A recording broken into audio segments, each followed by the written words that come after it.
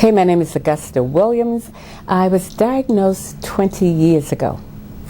I was diagnosed as having carcinoma in situ. And I went for a second opinion. And I always encourage women, to go in for a second opinion. And I went to New York, to Sloan Kettering, because I wanted to go to the best.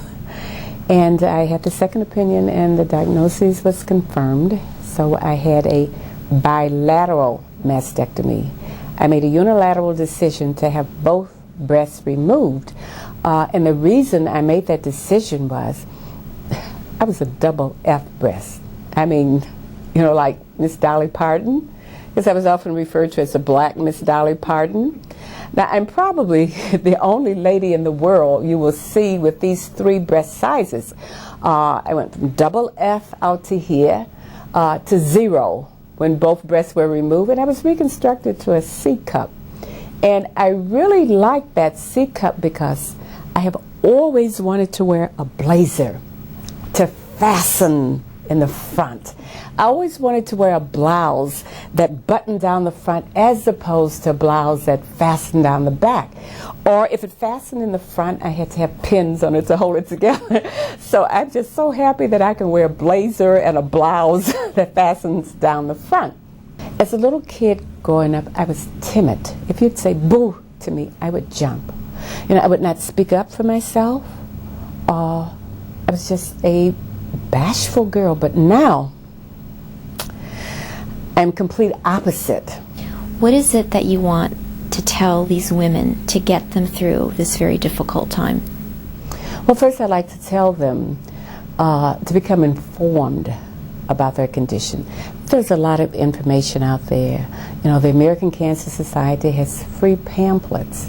Read something. So when the doctor says he's going to do a biopsy or the CA25 of this, you know what he's talking about.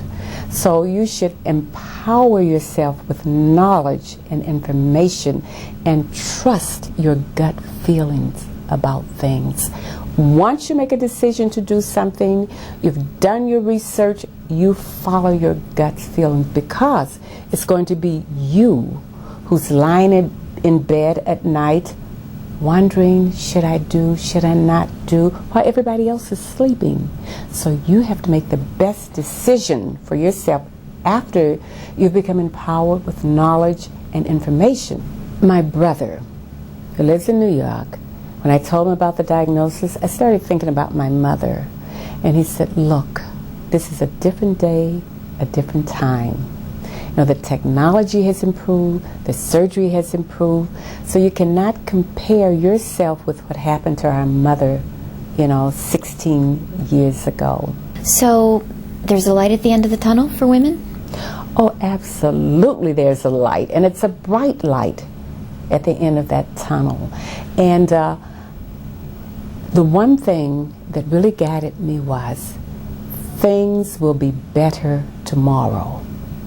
When tomorrow came, if I didn't feel the way I wanted to feel, there was tomorrow again and again, until that day when tomorrow came for me, I was able to put my head up high and walk out. And that was my tomorrow.